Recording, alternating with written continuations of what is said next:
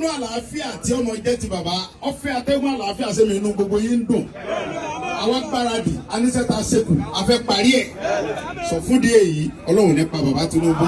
Sunday ò kí ń ṣe oníjàgídíjàgan kò dẹ̀ kí ń ṣe bàbá àwọn oníjàgídíjàgan kò ń ṣẹ̀gbọ́n àwọn oníjàgídíjàgan òun gangan ni ẹni tá a bá máa pè ní ẹni tó mú àlàáfíà wá sí ilẹ̀ Yorùbá.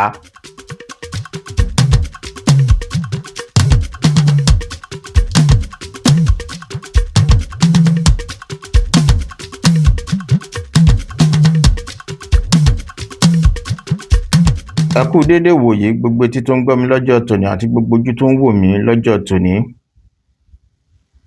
Mo kí yín tẹ̀ṣọ́ bẹ́ẹ̀ ni mo kí yín tológun torí pé ẹ kú lé làkàrà lé bẹ́ẹ̀ ni ẹ káàbọ̀ làkérò ọ̀nà. Ṣàlàáfíà ni mo bá yín. Ẹ káàbọ̀ sórí ìkànnì Tèmídire Independent Television. Eré ètò Karùn-ún Wíláwà tá a ti ń dábí ẹdun tá à ń rọ̀ bí òwe. Kí ni mo tún mú wá lọ́sàn-án tòní tí mo fẹ́ kẹ́yin olólùfẹ́ Tèmídire Independent Television kẹ́ kẹ́kọ̀ọ́ nínú ẹ̀ lónìí. Wọ́n ní tán bá ń pèèyàn ní abìfúnra ẹ̀rà ẹ̀ níṣe lèèyàn máa ń pa ìfun ẹ̀ mọ́. Yorùbá sì sọ pé ẹni tó bá ní kí la máa ṣe òun la máa ń ṣe hàn. Ta ló fi òwe mi dálé lórí? Ó dá lé orí Chief Sunday Igboho ọmọ Adéyẹmọ tí gbogbo èèyàn mọ̀ sí Ìgbòho Òòṣà, òun ló dá lé lórí. Mi mọ̀ bóyá ẹ ti gbọ́ nígboro táwọn èèyàn ń bẹnu àtẹ́lu Chief Sunday Igboho pé ṣótán àbókù. Ṣótán àbókù ṣe bí gbogbo kìràkìtà ẹ̀ lẹ́yìn bàbá Tinubu ṣe bóun náà ni APC ò wọlé ní ìpínlẹ̀ Ọ̀ṣun mọ́. Mi mọ̀ bóyá ẹ ti gbọ́. Ẹnu aráyé lẹbọ. Kí lọmọ aráyé ń retí pé kí Sunday ọmọ Adéyẹmọ Ìgbòho ṣe nínú ìdìbò tó wáyé ní ìpínlẹ̀ Ọ̀ṣun ní Sátidé tó kọjá? Ṣé wọ́n fẹ́ kó gbápẹ̀rẹ̀ wọ̀ kó bẹ́wù sílẹ̀ ni àbí kó bẹ́wù sílẹ̀ kó gbápẹ̀rẹ̀ wọ̀? Ṣé wọ́n fẹ́ kó yà ké kó yàdá ni? Wọ́n fẹ́ kó yọ̀bọ̀n àbí pẹ̀lú àwọn èrò ẹkùn kí wọ́n máa fi tipátipá sọ pé káwọn èèyàn dìbò fún APC? Ṣé nǹkan tán fẹ́ kó ṣe nìyẹn? Ṣùgbọ́n Yorùbá bọ̀ wọ́n lẹ́ni tá a bá bí nílé ire ó máa hùwà re. Ẹni tá a bá bí nílé ire ó máa hùwà re. Nígbà tí gbogbo àwọn ẹgbẹ́ òṣèlú tó kù tí wọ́n ti pé bíríkòtò tí wọ́n ti ń sọ pé àwọn fẹ́ da ìbò Ọ̀ṣun State rú, Sunday ọmọ Adéyẹmọ jáde ó lẹ́ni tó bá ṣe àṣemáṣe, ẹni bá rékọjá nǹkan tó fi Nàìjíríà sọ, ó ní ọ̀tá President Bola Ahmed Tinubu ni. Ó lẹ́nikẹ́ni tó bá jà, ó ní ọ̀tá President Bola Ahmed Tinubu ni. Sunday Igboho kò ti torí pé ẹgbẹ́ òṣèlú Accord ló ń lead ní ìpínlẹ̀ Ọ̀ṣun nígbà tí ìdìbò yẹn ń lọ kó wá ti torí ẹ̀ kó wá instruct àwọn èrò ẹkùn security pé kí wọ́n dabẹ̀rú. Kàkà bẹ́ẹ̀, gbogbo àwọn tí wọ́n jẹ́ ẹgbẹ́ òṣèlú míì tí wọ́n ń gbèrò láti dabẹ̀rú, gbogbo wọn ló lo èrò ẹkùn fún láti fi dá wọn lọ́wọ́ kọ́. Ìyẹn la fi sọ pé ọmọ tí wọ́n bá bí ire á hùwà re. Irú ojú tọ́pọ̀lọpọ̀ àwọn èèyàn fi ń wo Sunday Igboho, irú èèyàn bẹ́ẹ̀ kọ́ ni Sunday Igboho jẹ́. Àwọn míì á pè ní tọ́ọ̀gì, àwọn míì á pè ní ajagunbalẹ̀. Kí ló fà á? Ìdí ni wípé wọ́n fi ń pẹ̀gùn ẹ̀ lásán ni. Ipa táwọn èèyàn sì ń pagi òṣè kí ló máa fi ń ṣe? Níṣe ló máa fi ń sanra. Nínú àwọn tí wọ́n ń sọ̀rọ̀ Sunday Ìgbòho tìkàtẹ̀gbin yìí, mélòó nínú wọn ló tó Sunday Ìgbòho nígbésí ayé wọn? Ọlá àṣẹ tí Sunday Ìgbòho gbà látọ̀dọ̀ President Bola Ahmed Tinubu, ó lò ó lọ́nà tó dáa, ó fi control gbogbo àwọn security ìrù ẹkùn tó wà ńbẹ̀ láti jẹ́ pé kí wọ́n ṣiṣẹ́ lọ́nà tó dáa. Ẹ máa wo fídíò kan báyìí nísìnyí. Lẹ́yìn tẹ́ bá wo fídíò náà tán, àwọn ìpèníjà tó kojú Sunday táwọn èèyàn fi ń sọ pé ṣó tán nídìí Sunday, write up táwọn agbẹnusọ ẹ̀ tí wọ́n kọ jáde, màá wá kà á fún yín. Ẹ mọ̀ wípé Chief Sunday Ìgbòho kò ṣe ọlá àṣẹ tó ní gẹ́gẹ́ bí head of security of ìrù ẹkùn, kò ṣílò. Kàkà bẹ́ẹ̀, ìfẹ́ ọmọ ilẹ̀ Yorùbá tó ní, òun ló jẹ́ kó control gbogbo police station tó wà ní Ọ̀ṣun state tí gbogbo nǹkan fi lọ dáadáa bó ṣe yẹ kó lọ. Kò ti torí pé bóyá ẹgbẹ́ òṣèlú tóun darapọ̀ mọ́ òun ló ń fìdí rẹmi lọ, kó wá ti torí ẹ̀ kó wá bẹ̀rẹ̀ sí ní dá wàhálà sílẹ̀ pẹ̀lú àwọn ìrù ẹkùn mẹ́mbà ẹ̀ ńbẹ̀. Ṣùgbọ́n kàkà bẹ́ẹ̀, níṣe ló jẹ́ kí nǹkan lọ bó ṣe tọ́ àti bó ṣe yẹ. Ẹ jẹ́ ká wo fídíò yìí ná. Lẹ́yìn tá a bá ti wo fídíò yẹn tán, màá wá bẹ̀rẹ̀ sí ní ka write up yẹn fún yín. Ẹ mọ̀ pé ìfẹ́ ọmọ Yorùbá òun ló wà lọ́kàn Sunday. Lẹ́yìn náà, Sunday ò kì í ṣe ẹlẹ́yàmẹ̀yà ẹ̀dá èèyàn. Lẹ́yìn náà, kò ya ẹnìkan sí pọ̀ṣìn ju ẹnìkan lọ. Rárá, ó yẹ ẹ jẹ́ á jọ wo fídíò yìí ná. Atẹ́gùn àlàáfíà tó ń fẹ́ yìí, tó jẹ́ pé gbogbo ìdílé bàbá Tinubu àlàáfíà ọmọ jẹ tí wọ́n bẹ̀rẹ̀ láyé. Torí pé inú àlàáfíà tí ọmọ jẹ ti bàbá, ọ̀fẹ́ atẹ́gùn àlàáfíà sẹ́mi inú gbogbo yín ń dùn. Àwọn gbáradì anísẹ́ta ṣekù, a fẹ́ parí ẹ̀. Sọ fún di èyí, Ọlọ́run nípa bàbá Tinubu. Nígbà tí bàbá bá parí ọdún mẹ́jọ, kòkòkò lára ọ̀tá lẹ ògùdùgùdù owó àgbọn ọ̀dẹ̀ ọ̀tá bá.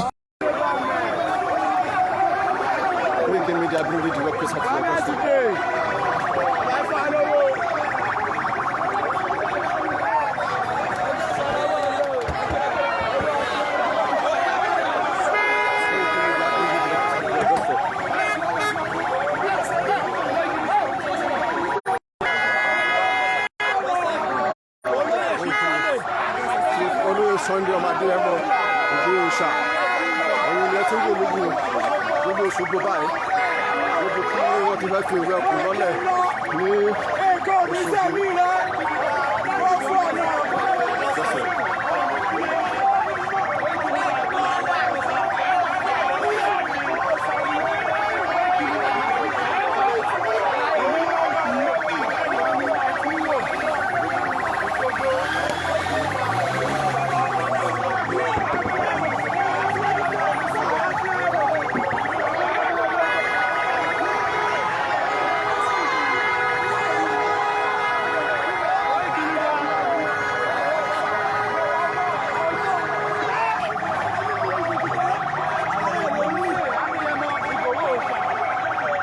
Koiki Media bring the work to your doorstep. Koiki Media bring the work closer to you. Koiki Media bring the work closer to you. The love is too much. The love is too much. Koiki Media bring the work closer to your doorstep. Koiki Media bring the work closer to your doorstep. The love is too much. The love is popular. The love is too much. Koiki Media bring the work closer to your doorstep. Koiki Media bring the work closer to your doorstep.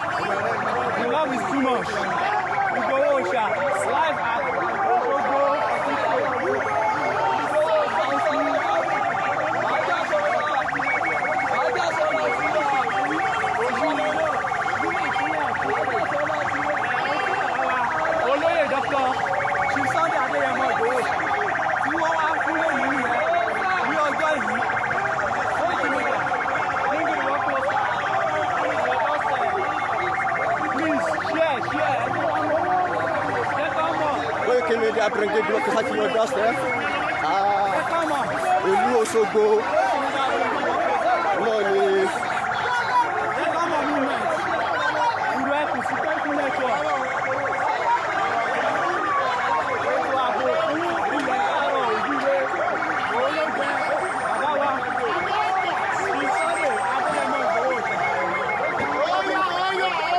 Koiki Media bringing democracy to your doorstep. Ìlú Òṣogbo lára báyìí pẹ̀lú bàbá wa olóyè Sunday ọmọ Adéyẹmọ Ìgbòho Òòṣà láti wá fi ìrù ẹkùn lọ́lẹ̀ ní Ọ̀ṣun state ní Òṣogbo.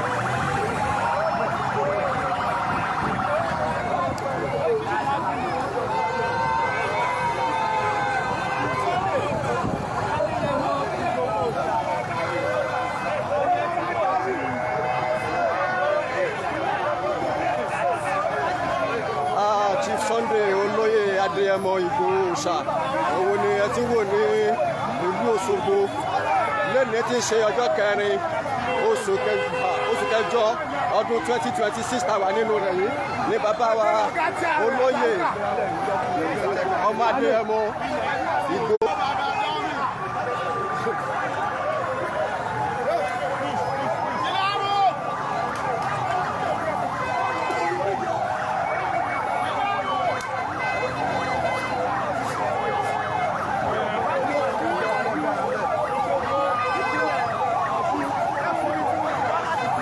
Koiki Media bringing democracy to your doorstep.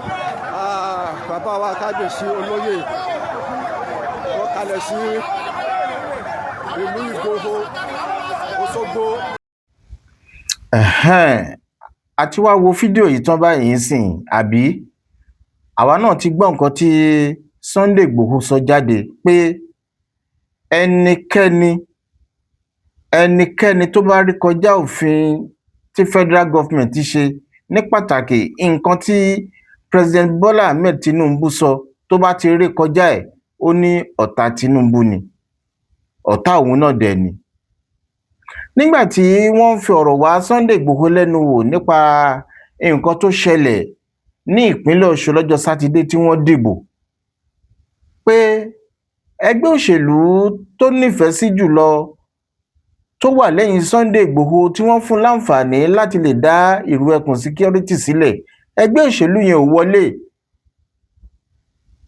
Kò sì hàn lára yín pé ó dùn yín ẹ sì tìtorí ẹ̀ ń pé bóyá káwọn olólùfẹ́ yín tí wọ́n ń tẹ̀lé yín àwọn bọ́ìsì yín kí wọ́n dá wàhálà sílẹ̀. Ẹ gbọ́ nǹkan tó fi dá wọn lóhùn nínú àyọkà tí mo fẹ́ kà yìí. Àkọ́kọ́ ó ní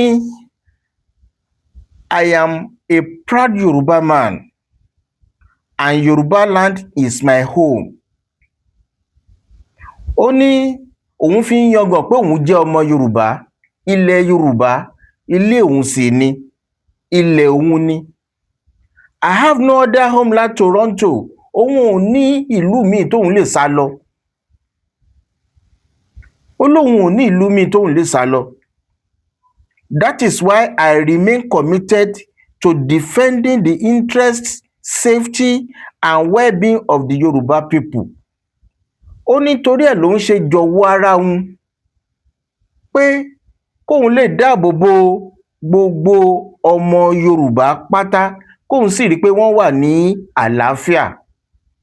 Mo sọ lẹ́ẹ̀kan pé ọmọ tán bá bí ńlére á hùwà re. Kò ti torí pé kì í ṣẹgbẹ́ òṣèlú tóun ń tẹ̀lé òun ló ń fìdí rẹmi kó wá sọ pé òun ò ní dáàbò bo ọmọ Yorùbá tó kù tẹ́gbẹ́ òṣèlú wọn gbégbá orókè. Ṣé nǹkan tí mò ń sọ ṣó yé yín bẹ̀ yẹn? Ó tún tẹ̀síwájú, ẹ gbọ́ nǹkan tó sọ. Ó ní I will not stand by and watch criminal elements regardless of their background. Ó ní òun ò ní dúró kóun wá máa wo àwọn agbẹ̀yìnbọbọjẹ́ ọmọ Yorùbá bó ti lè hùn kí wọ́n wà nípò tó, bó ti lè hùn kí wọ́n jẹ́ èèyàn ńlá tó, kí wọ́n máa ba nǹkan jẹ́ lọ́jọ́ yẹn. Ìyẹn lọ́jọ́ tó ń dìbò Ọ̀ṣun state yẹn. Ìyẹn lẹ máa fi mọ̀ wípé ète tí Sunday fi jẹ́ olórí ìrù ẹkùn ó yàtọ̀ pátápátá sí ète táwọn míì ní tí wọ́n fi jẹ́ olórí àwọn èèyàn tí wọ́n kó jọ. Láti lè mú àlàáfíà wá, òun ni Sunday ṣe kó ìrù ẹkùn jọ, kò ń ṣe láti lè fi dá wàhálà sílẹ̀. Ó tún tẹ̀síwájú, ẹ gbọ́ nǹkan tó sọ. Ó ní let it be clear, anyone who wish to live peacefully among us is welcome to reside within our towns and our communities. Tó túmọ̀ sí pé ní ọjọ́ ìdìbò yẹn, ẹni tó bá ń wá àlàáfíà òun làwọn máa gbà láyè ní ìpínlẹ̀ Ọ̀ṣun láti wà níbẹ̀ lọ́jọ́ yẹn. Ó wá jẹ́ kó dá gbogbo àwọn èèyàn lójú pé the era of fear and insecurity must come to an end. Pé lọ́jọ́ ìdìbò yẹn àti lẹ́yìn ìdìbò yẹn, ó ní káwọn èèyàn gbàgbé pé àsìkò tí kò sí ààbò nílẹ̀ Yorùbá ti kọjá lọ o.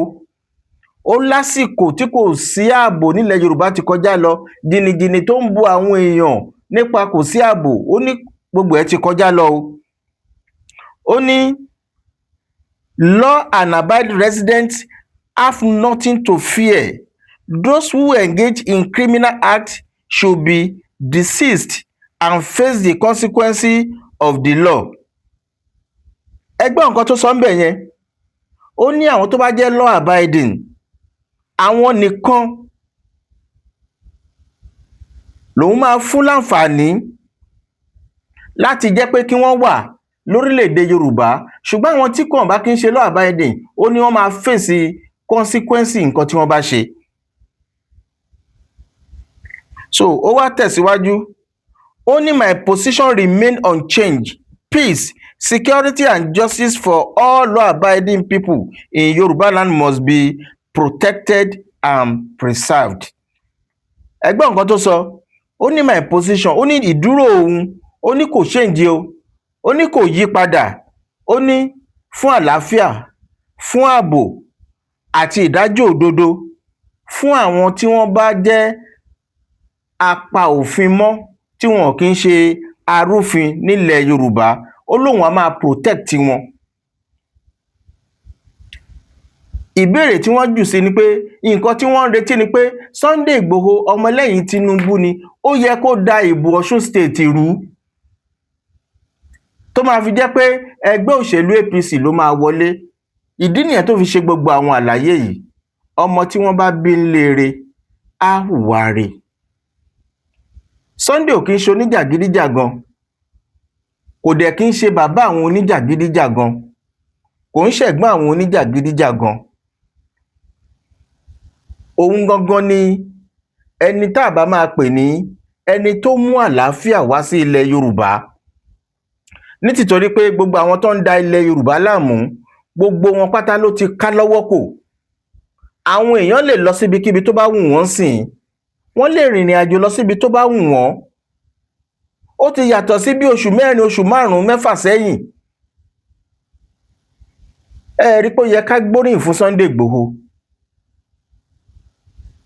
Bàbá ọmọ tó ṣetán láti ran ọmọ Yorùbá ẹgbẹ́ ẹ̀ lọ́wọ́, láì fi tẹlẹ́yàmẹ̀yà ẹlẹ́sìnmẹ̀sìn láì fi pè. Ẹ̀sùn tí wọ́n fi kan Sunday Igboho, òun ló jẹ́ ká ṣe fídíò yìí jáde kí gbogbo ẹ̀yin èèyàn lè mọ̀ wípé Sunday Igboho kò ń ṣe olórí àwọn dànkan rú, olórí àwọn tó ń túnlù ṣe ni, kò dẹ̀ kí ń ṣe ẹlẹ́yàmẹ̀yà. kò ní sọ pé nítorí pé ẹgbẹ́ yìí ò kí ń ṣẹgbẹ́ tòun ìyẹn ẹgbẹ́ òṣèlú kó wá máa fìyà jẹ àwọn ẹgbẹ́ yẹn. Ó ní ààbò ọmọ Yorùbá lápapọ̀ lòun fẹ́. Oníkálukú àwọn ò bá wà lẹ́gbẹ́ òṣèlú ọ̀tọ̀ọ̀tọ̀ kò sí ní tó kàn ń bẹ̀ yẹn, ṣùgbọ́n kí ààbò lè wà lórí gbogbo ọmọ Yorùbá. Ẹ rí pé yẹn dáa. Táwa náà bá lè nírú ẹ̀mí bẹ́ẹ̀, a ní ẹ̀mí ẹlẹ́yàmẹ̀yà, a sì ṣetán láti ṣoore fún gbogbo ènìyàn. A ṣetán láti ṣe kíni? Láti ṣoore fún gbogbo ènìyàn. A ní yẹ nìkan pọ̀ sí pé mi ò lè ṣoore fún.